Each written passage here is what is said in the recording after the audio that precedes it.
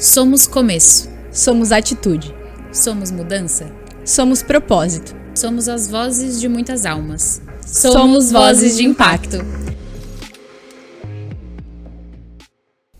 Olá, seja muito bem-vindo ao nosso quarto episódio de Vozes de Impacto. A gente já começa te convidando a curtir e compartilhar esse episódio aí com todo mundo que você sabe que pode agregar um pouco mais com o conteúdo de hoje. E hoje a gente está aqui com uma pessoa super especial, o nosso convidado, o Guilherme Casagrande, para os íntimos Gui. E ele é administrador, mestre em administração, TEDx speaker, professor universitário e especialista em educação financeira. Em 2019, passou o ano viajando por 24 estados do Brasil, levando educação financeira para escolas, universidades, associações de bairros e lugares vulneráveis. Tem ampla experiência com análise e comportamento de crédito e atualmente atua na Creditas Benefícios, levando educação financeira para profissionais de todo o país. Cara, né?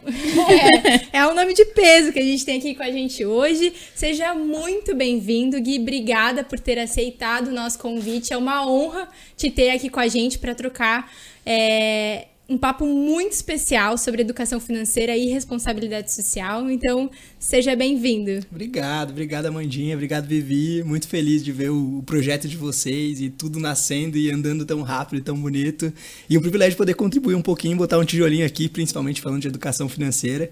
Então sempre fico muito feliz quando abrem espaço para falar de educação financeira, um tema que é super importante, né? E eu acho que vocês estão abrindo espaços muito significativos aqui para diversos temas, mas obrigado por incluírem educação financeira nessa jornada. Para mim é super especial poder falar um pouquinho sobre isso.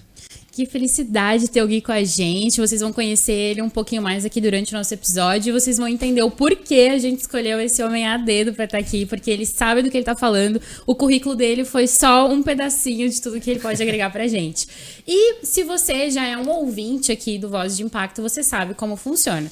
Todo começo de episódio a gente tem uma pergunta polêmica pra você, que a gente vai botar aqui na tela agora, pra você poder refletir agora e ao longo do nosso episódio, e você comenta tanto no Spotify quanto no YouTube a sua resposta, o que você pensa sobre essa pergunta, tá? Então vamos lá.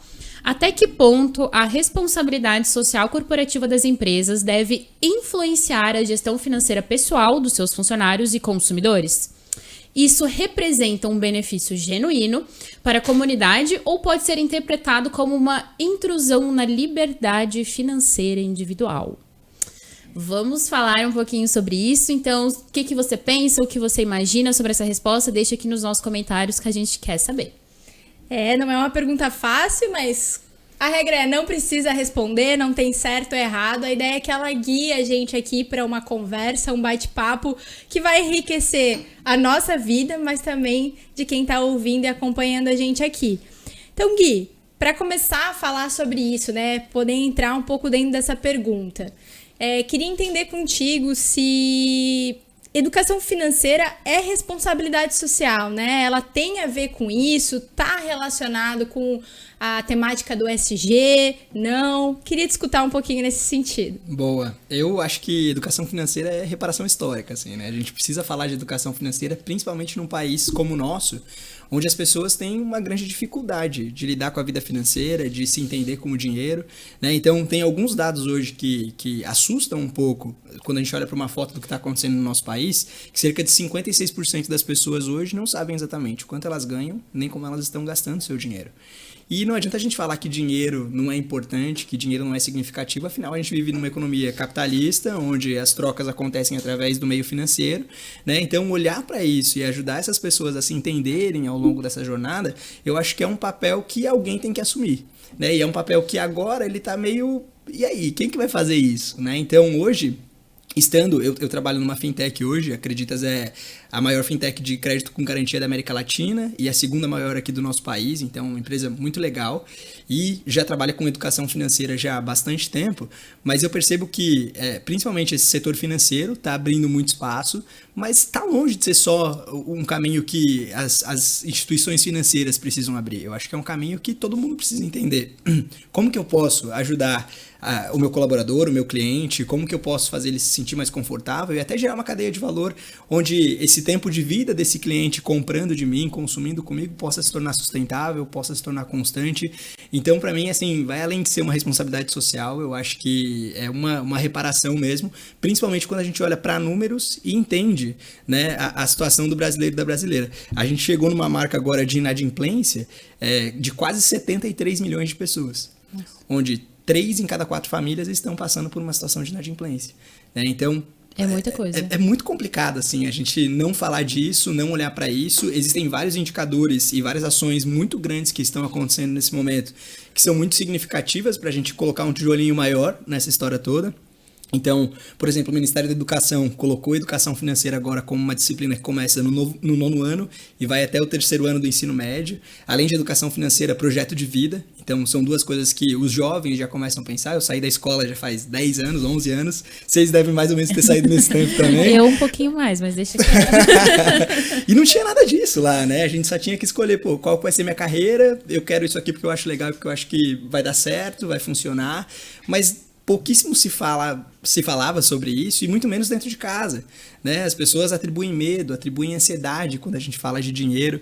Então eu acho que é um caminho muito longo que a gente tem pela frente, mas sem dúvida nenhuma o momento que a gente vive é um momento muito legal e essa pauta está crescendo bastante. Dinheiro geralmente é tabu, né? Meu Deus, tu tirou as palavras da minha boca, eu ia falar isso, dinheiro é tabu. Desde criança, dinheiro é tabu, geralmente é motivo de conflito dentro de casa, em meios empresariais, então é muito importante jovens, adolescentes e até crianças, quem sabe a gente chegue nesse momento ainda já aprenderem sobre dinheiro, que falem abertamente sobre dinheiro, porque é uma realidade, né? Como o Gui mesmo falou, a gente vive num mundo capitalista, não tem o que fazer. Exato. Precisamos de dinheiro pra tudo e qualquer coisa.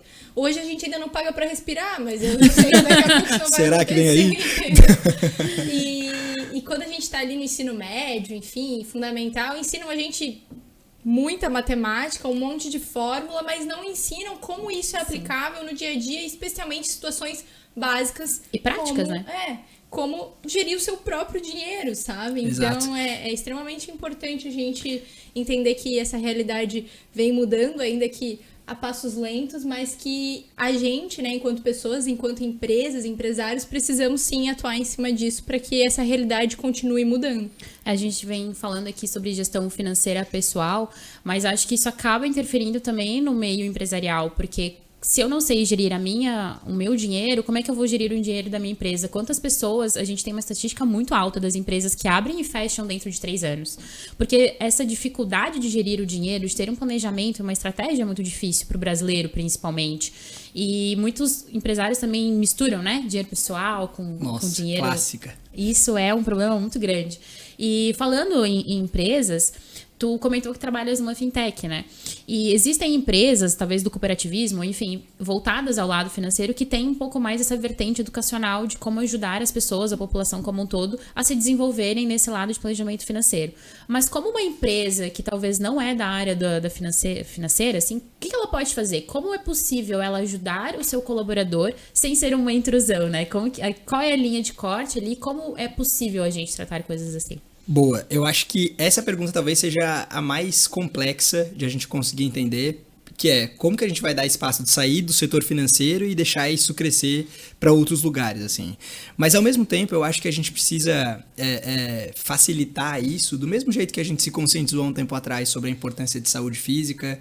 Então, a importância de você praticar um esporte todos os dias, ou o máximo de dias que você puder por semana, de se alimentar bem, de descansar. Durante a pandemia, a gente viu a saúde mental crescendo com iniciativas de todos os formatos, de todas as formas. E eu acho que tanto a saúde física quanto a saúde mental, elas também tinham esses vieses de, você é intrusivo, vou entrar na dieta da pessoa, na rotina da pessoa, ou nos pensamentos dessa pessoa, nas emoções, no que ela está sentindo. E o dinheiro, eu acho que é um grande combinado de tudo isso, né? Porque existem, por exemplo, 50 milhões de pessoas hoje no Brasil que atribuem o problema de sono por conta do dinheiro. Existem pessoas que têm gastrite e existe uma correlação de gastrite e endividamento. A segunda maior causa para fins de relacionamentos no nosso país é justamente o dinheiro. Então, eu acho que é super sensível, sim, é muito complicado, mas eu acho que é ter vontade, sabe? Eu acho que dar esse passo é muito significativo. E aí, qualquer passo conta, sabe? É uma iniciativa pequena, é um momento de conscientização, é uma indicação de podcast, é uma indicação de livro. Eu acho que é nesse detalhezinho que a gente está ainda, sabe? Não é um super programa onde você vai investir milhões de reais e vai criar um ecossistema de educação financeira, de jornada financeira. Eu acho que é começar a quebrar esse tabu, né? Tirar esse medo, tirar essa ansiedade que vocês trouxeram aqui e que geralmente as pessoas acabam atribuindo, né? Ou o medo, ou a ansiedade, ou a questão da matemática que a Amandinha trouxe aqui, né? As pessoas me encontram e falam assim, não, eu já desisti, eu não vou conseguir organizar minha vida financeira porque eu nunca fui bom ou boa com números. E eu falo, e se eu te contar que vai muito além do que isso? Né? A gente precisa entender mais sobre o seu comportamento, sobre a sua relação com o dinheiro. Vamos se permitir nesse caminho? Mas a gente tem uma visão que é matemática pura. Aí a gente vem de um histórico de 30 anos atrás, por exemplo, de momentos de superinflação, hiperinflação, onde no mesmo dia um preço de um produto podia variar 1000% no mercado. Então as pessoas nunca sabiam exatamente quanto elas tinham de dinheiro para gastar. Não é algo que a gente viu, talvez a gente tenha sido criança vivendo nesse cenário, mas a gente não acompanhou isso. Mas são traumas que vêm até hoje, sabe? Então eu acho que a gente está no momento, Vivi, que é aquela pequena iniciativa, que é simplesmente a empresa colocar isso como pauta, ou como que essa campanha aqui, ou como que esse projeto aqui também pode contribuir para a comunidade para falar de educação financeira. Eu acho que é nesse detalhezinho, assim. Começar pelo básico, né? É isso. Até porque o que tu estavas falando eu achei muito sensível, assim, é justamente isso. O valor financeiro, ele acaba resbalando numa série de outros lugares na vida pessoal, né? Então, posso ter insônia, posso ter gastrite, posso ter várias outras dificuldades, às vezes crises de ansiedade, entre tantos outros que são correlacionados realmente à falta de gestão do valor. E como uma empresa talvez possa se colocar à disposição é justamente isso, ter esse cuidado, essa atenção com seus colaboradores, né? Porque uma empresa é feita de pessoas e são as pessoas que vão fazer aquela empresa girar, aquele movimento acontecer. Então é aquilo que a gente fala constantemente no seu impacto. Que a empresa é feita de pessoas e a empresa precisa cuidar dessas pessoas para que essas pessoas cuidem do seu negócio. Então, acho que o que você falou é brilhante, assim. Sim, e como a Vivi trouxe agora, quando a gente fala de projetos voltados para a educação financeira, não é só para a comunidade em geral, ela pode ser justamente para os colaboradores, né? Às vezes existe ali um problema de produtividade, tá vendo que o clima não tá legal, vai conhecer os teus colaboradores, vai entender o que está acontecendo, porque eu tenho certeza, né, assim, eu não tenho números aqui, acho que, mas a gente pode dar como certeza que a maioria dos problemas, a maioria das angústias dos colaboradores vai estar relacionado a alguma questão financeira, alguma insegurança financeira. Então, acho que é importante a gente pensar sobre isso, falar sobre isso. E aí, a gente queria ouvir de ti, Gui, né? Porque tu trabalha com isso, inclusive, se tu quiser compartilhar com o pessoal como que é um pouquinho do teu trabalho, para eles entenderem, né? Quem é o Gui, por que o Gui pode estar aqui falando sobre isso, que ele está aqui conosco falando sobre isso. E também trazer alguns exemplos, alguns cases dessas empresas e desses projetos que tu tem contato, justamente para o pessoal entender um pouco mais, ficar mais palpável, né? O que a gente pode fazer. Boa, muito legal. Então, falando um pouquinho da Acreditas, que eu acho que é importante dar o contexto, né? E por que eu tô lá hoje, porque tem um lance de valor muito grande hoje conectado comigo. Eu estou numa empresa hoje onde a gente só tem produtos relacionados a crédito com garantia. E o CEO da Acreditas é o Sérgio, um espanhol que trabalhou por muito tempo no mercado americano. E ele casou com uma brasileira e ele ficava muito chocado com os juros americanos com relação aos juros da Espanha. E aí ela falou assim, porque você não conhece o Brasil. Quando você conhecer o Brasil, você vai ver o que é juro de verdade. Lá as pessoas pagam muitos juros e muitas delas nem sabem que estão pagando. E ele começou a consumir relatório do Banco Central e falou assim, vamos entrar com crédito com garantia, que é o crédito mais saudável que pode ser operado no Brasil, e vamos virar a melhor empresa e a maior empresa nesse sentido. E cá a Acreditas está, com 12 anos de história, nesse caminho de construir esse ecossistema de crédito com garantia. E dentro da Acreditas existem algumas vertentes, e eu estou dentro da Acreditas Benefícios. Que o que é Acreditas Benefícios? A gente oferece o crédito consignado, então aquele crédito que usa o salário como garantia do colaborador, né? E aí esse desconto acontece na folha de pagamento e ele já tem ali o empréstimo dele todo pelo aplicativo, tudo muito simples, tudo muito fácil. Mas o grande diferencial da Acreditas, até o momento, que a partir de agora não é mais um diferencial porque o Banco Central está regulando isso, mas até então o grande diferencial da Acreditas é trabalhar a educação financeira em paralelo com a solução de crédito. Então o crédito é legal? É legal, mas o crédito só é legal se ele estiver combinado com um programa de educação financeira que dura em média 15 meses, então a gente continuo atendendo uma empresa durante 15 meses ali, fazendo ações dentro da empresa. E aí, por isso que eu falo da importância, porque é uma horinha lá que o RH tá tirando de todo mundo durante um mês, que eu tiro a dúvida do colaborador e que no final da palestra todo mundo vem conversar comigo, me conta o problema. E aí eu tenho um pouco mais de conexão com essas estatísticas que não são legais, mas que a gente precisa falar. Então, hoje eu tenho o privilégio de trabalhar só com empresas muito legais, tenho uma carteira de empresas bem bacanas, assim, nomes bem significativos no mercado. Então, tenho Ambev, tenho Camil Alimentos, tenho iFood, tenho 99, tenho várias empresas muito, muito legais, assim, que confiam no meu trabalho. E aí eu viajo o Brasil todo meio que sem parar, assim, um pouco remoto, um pouco presencial, mas discutindo sobre esse tema com as pessoas, né? E aí é um super privilégio, primeiro, ser o embaixador disso, de poder abrir esse caminho. Ao mesmo tempo, eu acho que a empatia é absolutamente fundamental para conseguir construir uma relação de confiança, porque, de novo, bate no tabu. Então, quando eu entro numa empresa, eu tenho que entrar, eu tenho que contar um pouco de quem eu sou e criar um relacionamento com todo mundo ali. E, a partir disso, a gente começar a desenvolver aí, desde conhecimento, plano de ação, ferramenta. Então é realmente ali quase uma consultoria meio que individual para as pessoas que precisam de ajuda. E aí, por que isso é legal? E aí, trazendo um pouco de dados que você falou que não tinha, Amandinha, mas que eu acho que é legal trazer aqui, de como que isso acaba refletindo dentro do ambiente organizacional. Então, quando o colaborador passa por um problema financeiro, qual que é uma das principais saídas que ele costuma ter? Ele propõe para a empresa um acordo. Ele fala assim, me demite, porque eu pego minha rescisão. Com essa rescisão eu consigo resolver meu problema financeiro e aí depois eu vejo o que eu faço. Às vezes ele fica trabalhando informal dentro da própria empresa e aí a gente sabe que isso não pode acontecer, né? Mas a empresa muitas vezes fala assim, não tenho o que fazer, eu vou ajudar essa pessoa. E aí essa empresa precisa demitir esse colaborador, demitir custa, ela precisa encontrar outro colaborador, achar esse colaborador custa, treinar esse colaborador, rampar esse colaborador também custa, até essa pessoa chegar e poder substituir aquele que foi embora 3, 4, 5 meses atrás e que teve que chegar nesse extremo porque talvez o agiota estivesse ameaçando a vida dessa pessoa, sabe? Então, falar disso dentro da empresa é absolutamente importante. Aí, uma pessoa que está endividada, estima-se que ela gasta mais ou menos 1h30 por dia pensando nesses problemas financeiros. Isso pode acontecer durante um momento de trabalho, então ela se torna menos produtiva. Existem 6,5 vezes mais chances de problemas nos relacionamentos profissionais. Hoje o RH se preocupa muito com o clima, muito com a cultura da empresa. E a partir do momento que isso não está acontecendo de uma maneira legal lá dentro da empresa por conta do dinheiro, o indicador não fica legal também. Muitos desses colaboradores acabam tendo que buscar por bicos ou fazer hora extra, e aí isso também às vezes não é sustentável para a empresa porque não faz muito controle ativo sobre essas horas extras, sobre como tudo isso está acontecendo.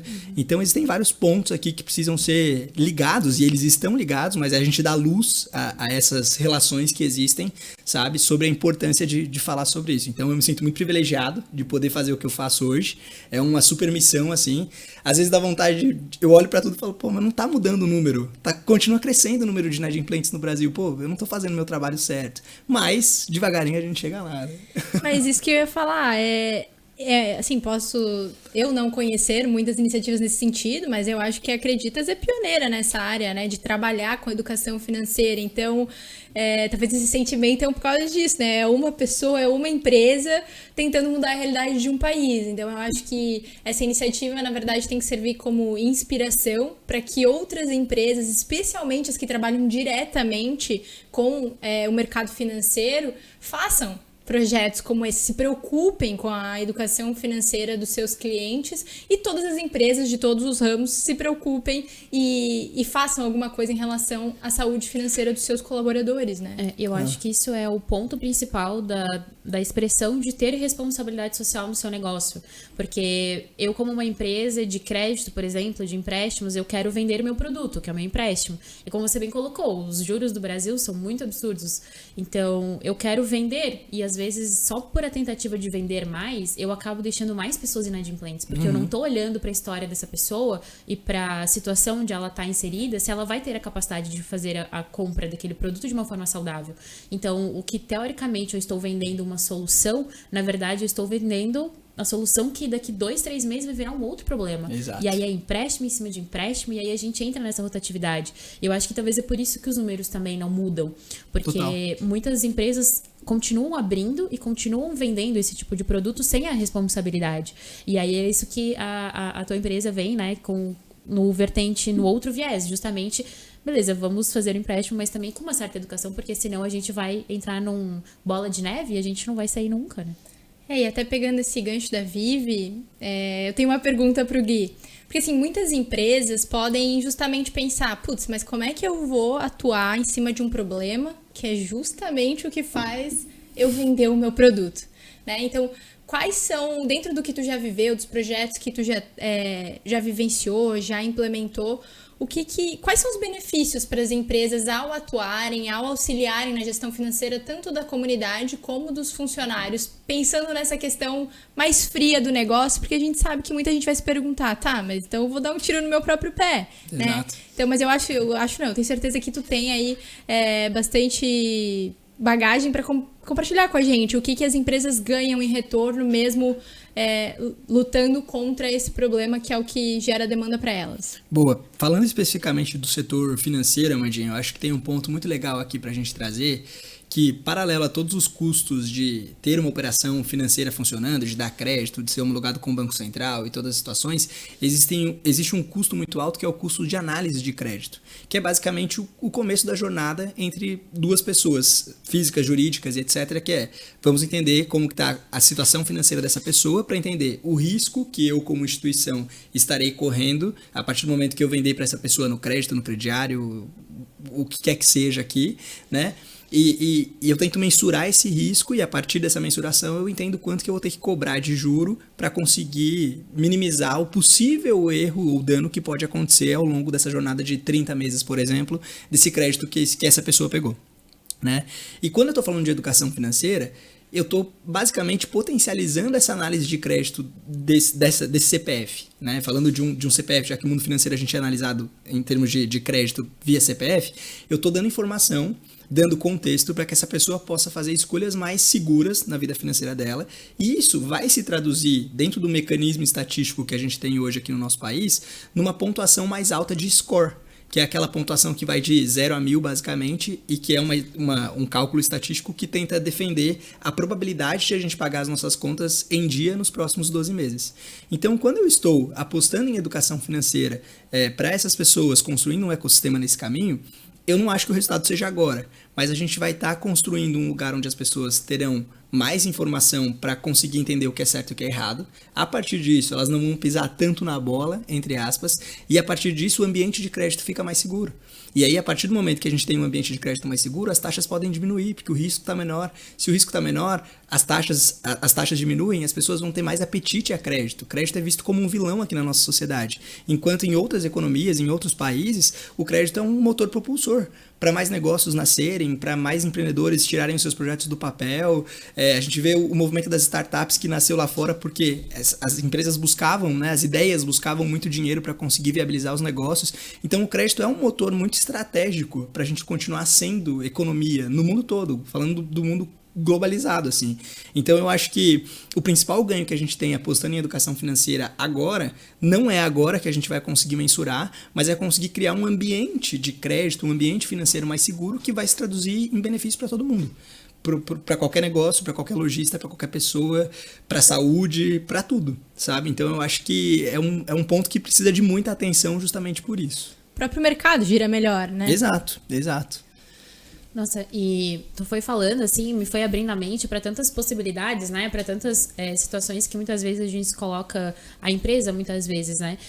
Não tem essa visão do todo. Principalmente as empresas que não são vinculadas ao meio financeiro, elas têm esse tabu que a gente comentou aqui no começo, mas também esse receio de, nossa, eu preciso realmente falar sobre isso, até que ponto eu vou chegar, até que lugar eu vou chegar? Será que isso não é uma responsabilidade só da empresa que está vendendo esse produto de empréstimo? Mas como você falou, né, você trouxe dados aqui importantíssimos. Imagina, 1h30 da vida da pessoa é voltada para pensar sobre isso. Se você, por dia. Isso é muita hora. É muita hora. É muito minuto. Por dia pensando nisso. E que nem você falou, às vezes eu vou ter essa taxa do turnover na minha empresa, que é um custo muito grande, justamente porque eu não estou me preocupando necessariamente com esse meu colaborador. Então, de uma forma um pouco mais prática, você tem algum case, alguma história de como as empresas podem começar começar, você falou que é aos poucos, né? Começar a ter essa preocupação, começar a olhar um pouco mais. Para quem está nos assistindo, talvez uma empresa, um colaborador está vendo e pode levar para o seu supervisor algumas possibilidades para a gente começar a caminhar para esse lugar onde mais empresas vão estar preocupadas com o bem-estar financeiro dos colaboradores. Boa. Eu acho que muito parecido com o que vocês fazem aqui, lá na Acreditas a gente tenta trabalhar de maneira muito personalizada. E por quê? Porque a gente lida com ambientes muito diversos. Então eu tenho empresas de tecnologia onde as pessoas trabalham majoritariamente do tempo de casa. Eu tenho indústria onde tem 3 turnos no mesmo dia, sabe? E aí é entender. Então, cada vez, né, a gente tem uma equipe hoje de Customer Success que basicamente está ali todos os meses acompanhando os números da parceria, os detalhes, se cresceu, se diminuiu, quem pediu, quem refinanciou o empréstimo, como que foi essa história toda. E quando a gente entende que existem alguns pontos ali relevantes para a gente criar ações de educação financeira, eu entro no jogo. E aí é muito, primeiro, um diagnóstico. Então eu chego na empresa e falo, RH, pessoa de educação, pessoa de benefício, pessoa de saúde, me conta como que é a realidade de vocês. Me conta como que é a realidade da Dona Maria ou do seu João ou do Enzo que está indo trabalhar todos os dias e que chega na empresa e que bate o ponto dele, que vai trabalhar. E aí eles tentam me dar esses recortes meio geracionais. Eu acho que é importante a gente entender um pouco nesses níveis. Isso faz toda a diferença, né? O recorte geracional. Nossa, financeiramente falando, ainda, muito grande. É muito grande, porque a gente tem a pessoa que viveu com a superinflação e o Enzo agora, uma pessoa que eu tô criando aqui super jovenzinho, ele já começou tendo um cartão de crédito roxinho. Sim. Entendeu? Então o jogo pra ele nunca nem foi numa agência, né? É isso, ele não sabe o que é. Fala assim, que? Como os incas, os maias da terra, dinheiro, o que eu faço com isso? Um cheque? O que é um cheque? É muito isso. Então eu tento entender muito qual é o recorte. Muitas vezes a gente personaliza essas ações por grupos. Então, o setor administrativo tem a ação de um jeito,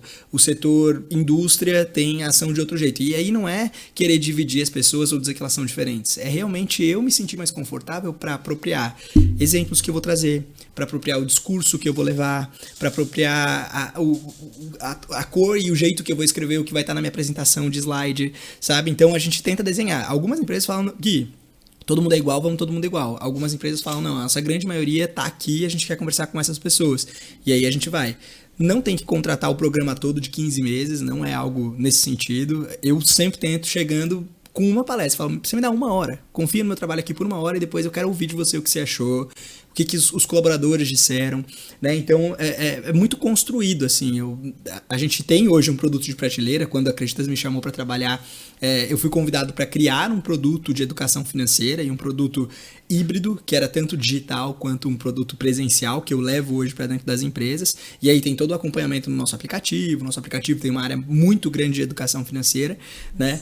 Mas é muito formatadinho, assim. A gente tem que entender qual que é a realidade da empresa, o que faz sentido falar. Então, no mês de julho agora, que era mês de férias, a gente tá gravando isso no finalzinho de julho, tá, gente? No mês de julho, a gente trouxe uma campanha voltada para milhas. Porque muita gente quer aprender a acumular milhas, etc. E eu já sou um milheiro de bom tempo, resolvi criar esse conteúdo. Mas muitas empresas falaram assim, Gui, animal, mas eu vou conseguir levar isso aqui para 100 pessoas. As minhas outras 50 mil não vão querer ouvir sobre isso e nem entendem como isso funciona. E eu não acho que vale a gente falar disso quando a gente tem que falar sobre dívida, sobre o que é um nome sujo, sobre o que é uma dívida caduca, sobre o que é... Sabe? Então tem esses recortes, assim. Então hoje eu tento criar muito de acordo com o que a empresa me traz, de cenário, etc. Eu tenho algumas palestras e o produto de prateleira, mas muitas vezes nasce uma iniciativa agora está nascendo, por exemplo, em setembro, onde saúde mental e saúde financeira a gente vai fazer um cross. E aí as empresas geralmente têm algum profissional de saúde mental, tem algum benefício de saúde mental e tem educação financeira com Acreditas. E aí a gente faz painéis, a gente traz essas discussões, a gente fala um pouco sobre o quanto um tema acaba, né, invadindo o outro ali, e isso acaba gerando algum tipo de problema ou tirando o bem-estar dessa pessoa, já que setembro amarelo, fala-se muito sobre saúde mental e tudo mais. Então a gente sempre vai criando e entendendo o que dá para fazer. Por isso que eu falo que hoje qualquer ação vale. Porque a gente tem que entender a realidade e ir lá e plantar a sementinha, assim, sabe? Vocês pegaram que o nosso convidado é a pessoa que cria o programa, né? Não é qualquer pessoa. É a pessoa que foi convidada para fazer o programa. Achei o máximo. Obrigada pelo teu tempo de estar aqui com a gente. Me senti honrada, mais do que eu já estava me sentindo agora. Meu Deus do céu. Não tenho nem roupa para o meu não sei. Mas é isso que você falou. Eu achei interessantíssimo, porque realmente saúde mental e saúde financeira, né? Gestão financeira, eles têm muitas intersecções, né? Muitos pontos ali que se casam pelos dados que a gente já trouxe. Então, às vezes, um olhar cirúrgico da empresa pode ser por esse lado, né? A gente trabalha tanto sobre gestão emocional, enfim. Talvez a empresa consiga trazer dentro dessas temáticas resolutivas de falas, né? Voltadas à gestão financeira, porque muitas vezes é isso que vai dar um aporte para quem precisa. E aí, a partir dali, entender, eu acho que esse recorte geracional é muito importante, né? Quando a gente não tenta vender uma coisa tabelada para todo mundo, a gente acaba batendo nessas barreiras, principalmente. Então, esses nichos, digamos assim, de gerações, enfim, vão nos dando um guia para poder entender. Dentro de responsabilidade social, na sua Impacto, eu e a Amanda, a gente sempre faz a mesma coisa. A gente começa sempre por uma análise. A gente não tem como planejar nada sem saber onde a gente tá, né? Tem que saber onde é o ponto A para o ponto B. E a gente faz a mesma coisa com os nossos clientes. A gente senta, a gente conversa, a gente faz toda uma análise com os stakeholders para entender onde a gente vai começar essa responsabilidade social. Às vezes precisa começar bem internamente. Às vezes já tá num avanço onde a gente pode levar isso pro cliente do nosso cliente. Total. Então, eu acho que a gestão financeira vai mais ou menos para esse caminho, né? É isso. As ações hoje, né? A maneira como a gente leva a educação financeira é sempre num olhar B2B2C. Né? Então eu tenho o RH, que é o meu cliente em tese, mas o RH ele só é uma ponte entre eu e o colaborador. Então ele me ajuda a entender as características da população que eu vou chegar, mas eu sempre falo que eu estou atendendo o cliente do cliente. Né? Porque nesse caso, falando do interno, é como se o colaborador fosse um cliente do RH. Né? Então a gente sempre está pensando nas melhores estratégias e a melhor forma de construir valor a partir do cenário que é apresentado, e aí são cenários muito complexos que envolvem... por exemplo, a geolocalização, a geografia muda tudo, né? Eu atendo o Amazonas e atendo o Sudeste na mesma semana, sabe? E aí, pô, isso é outra coisa. Eu venho no avião mudando meu slide, falando, não dá pra usar isso aqui. Não dá pra falar do tacacá, sabe? Não vai ter aderência com a galera. Então, eu acho que eu sou muito apaixonado pelo nosso país também e pelo tamanho que é o nosso país. As experiências anteriores que eu tive na minha carreira, acho que foram muito significativas também para ter uma foto muito real sobre o tamanho que o Brasil é e, enfim, o quanto esse tema é diferente também nesses lugares, sabe? E a partir disso hoje poder criar tudo isso. Muito incrível. Nossa, eu te escuto e eu fico, cara, que bom saber que tem pessoas assim de bem, com propósito, atuando em educação financeira, que está totalmente relacionado com responsabilidade social. Eu acho que no fim do dia é sobre isso, sabe? Então... É de deixar o coração muito quentinho saber que tem empresas já à frente se preocupando com isso e principalmente atuando em cima disso. E Gui, queria puxar mais uma pergunta, na verdade, que a gente falou aqui, ficou muito claro como uma empresa consegue atuar a gestão financeira, educação da gestão financeira internamente, né, com os colaboradores. Mas e quando a gente fala para os clientes, né? Eu não sei se tu pode abrir isso, de repente trazer um caso de algum projeto, como que as empresas podem fazer, porque eu acho que talvez para quem está escutando a gente, quando fala de projetos para educação financeira para o consumidor final, quando a gente fala ali de uma instituição financeira, talvez fique um pouco mais claro que pode fazer, mas uma outra empresa que atua num outro segmento, o que ela pode fazer pensando no consumidor final? Né? Boa. Eu acho que educação financeira também a gente costuma a relacionar apenas com o dinheiro. E tem várias formas de a gente entender educação financeira. Então, por exemplo, se a gente está consumindo consciente, a gente está cuidando mais do nosso dinheiro.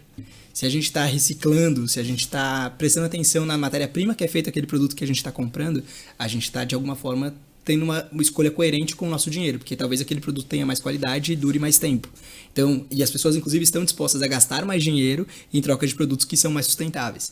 Então, eu acho que existe esse olhar de eu não preciso me preocupar com um projeto de educação financeira, mas eu preciso me preocupar com aquele valor que o meu cliente está se dispondo a gastar comigo e eu tenho que entregar algo justo para ele.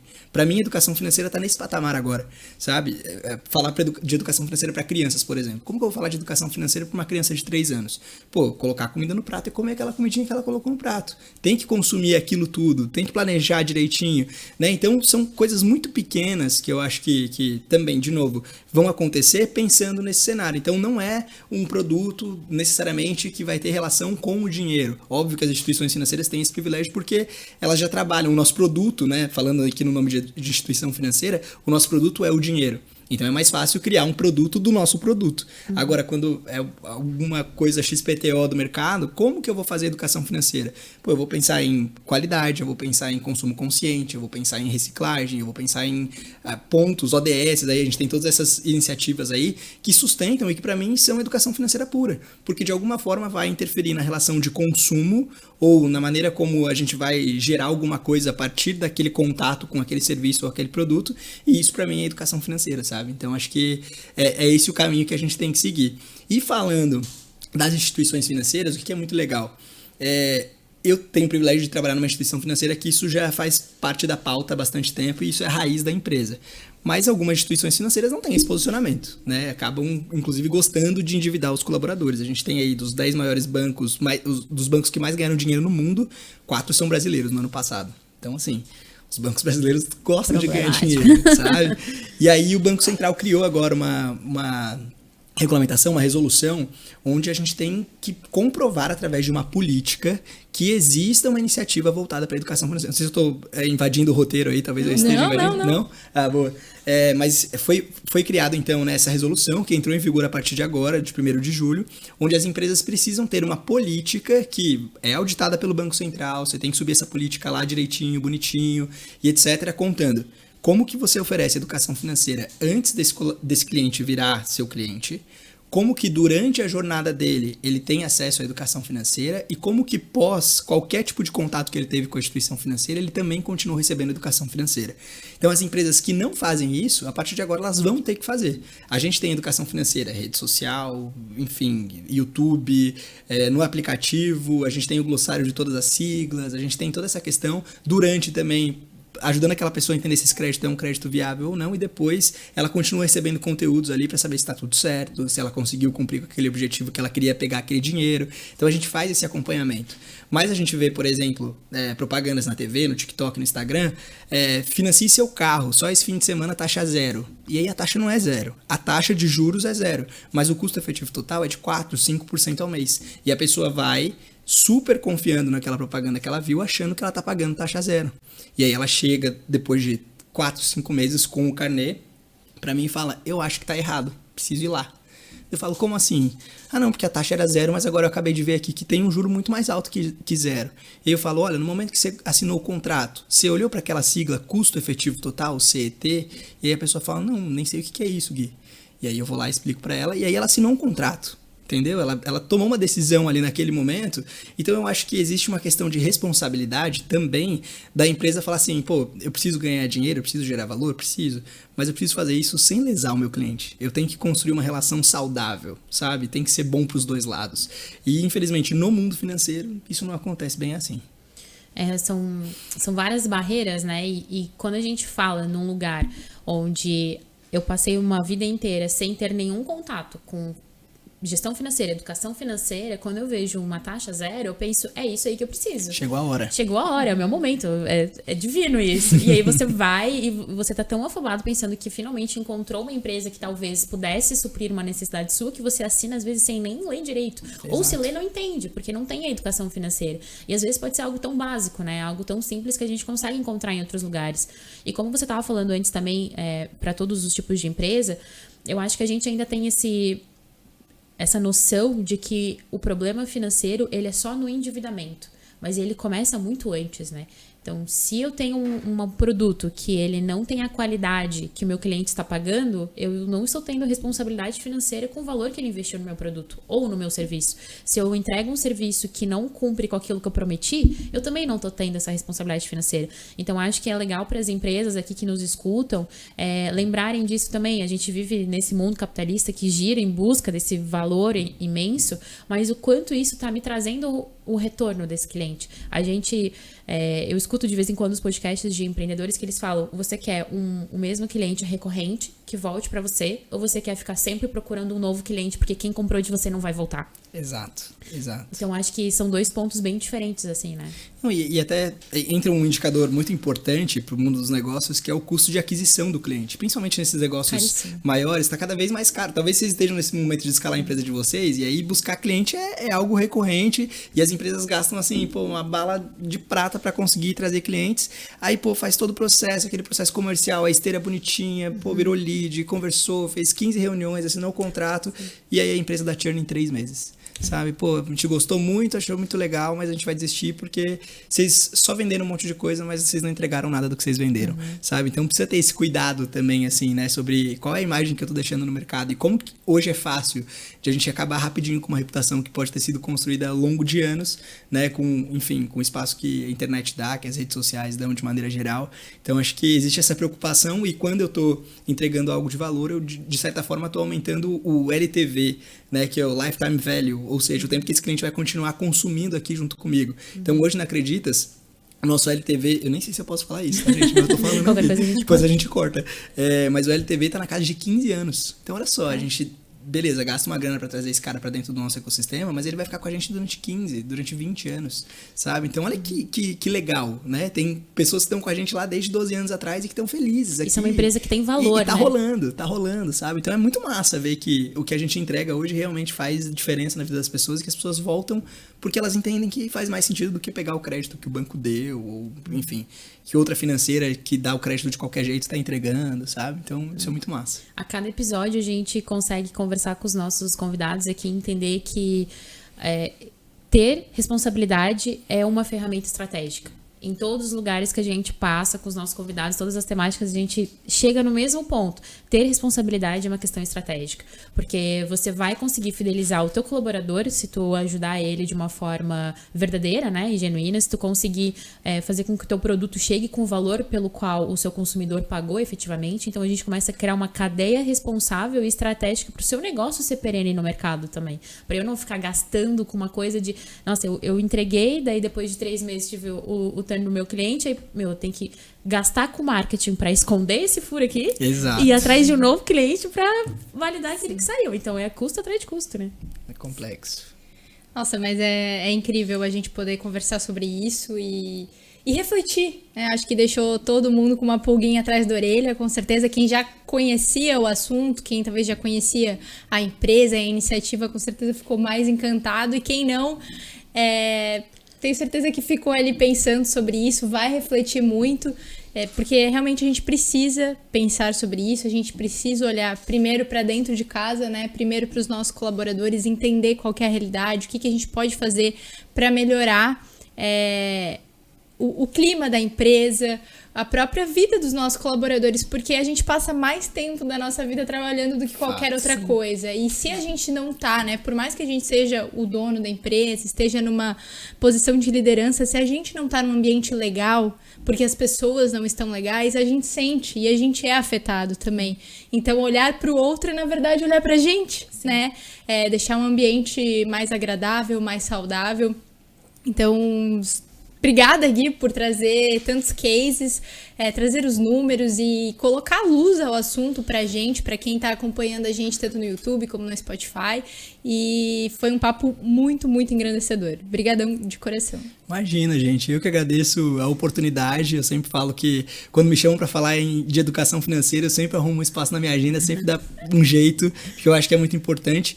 E principalmente parabéns para vocês, porque eu acho que o projeto de vocês como um todo, né, pelo pouco que eu pude conhecer, é um projeto muito grande, mas vocês estão assumindo que qualquer projeto de responsabilidade corporativa é algo que a Sou Impacto pode contribuir, pode ajudar as empresas a desenvolverem, né? Então, colocar a educação financeira aí no portfólio, no cardápio de temas, de ações e iniciativas que vocês podem desenvolver junto com as empresas é algo muito legal, né? E aí, falando com as pessoas que estão aqui, escutando a gente, ouvindo a gente, se você não entendeu a importância disso, eu espero que, assim, tenha plantado uma sementinha muito pequena, porque eu acho que esse é o principal objetivo aqui, assim, com esse espaço, né, colocar essa sementinha na cabeça das pessoas mesmo, e isso começa com a gente, é uma conversa interna e é uma questão de autoconhecimento. Então, por que eu tenho uma visão errada de dinheiro, né? A gente coloca dinheiro, dinheiro não presta, dinheiro é coisa ruim, dinheiro é coisa, aí entra religião, entra milhões de recortes aqui que não cabe, mas por que eu tenho essa visão? Qual que é o trauma que me faz ver dinheiro desse jeito? E por que ao mesmo tempo que é algo que eu tenho medo, que eu sou ansioso, que é algo que não presta, é algo que eu fico trabalhando o dia inteiro, ou é algo que eu penso num projeto para ganhar? Sabe? Então, essa relação nunca vai ser sustentável se eu não conseguir entender os meus porquês e o que isso representa para mim. Então, eu sempre começo qualquer ação minha, quando é uma ação de implantação, quando é a minha primeira ação, perguntando para as pessoas, cara, o que dinheiro... Quando eu falo em educação financeira, quando eu falo em dinheiro, o que vem na sua cabeça logo de cara?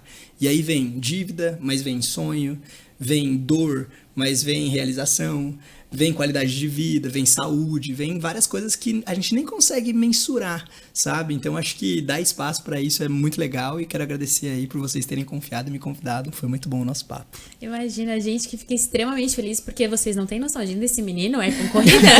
A gente tá muito honrada de ter ele aqui porque não é fácil. Esse menino vive viajando, levando aí a sua grande mente brilhante aí para todos os lugares. Acho que vocês puderam acompanhar com a gente um pouquinho do que é o Gui, que é um cara que a gente admira muito, a gente conhece há um certo tempo, a gente acompanha a tua jornada, e quando a gente pensou, precisamos falar sobre gestão financeira, o teu nome foi o que veio à mente, que não tinha outra possibilidade, e a gente ficou muito, muito feliz quando deu certo a tua agenda, a gente pensou, mas será que ele vai estar aqui? Será que ele vai estar em Santa Catarina? Ele dá um jeito, será que a gente consegue? E ele deu.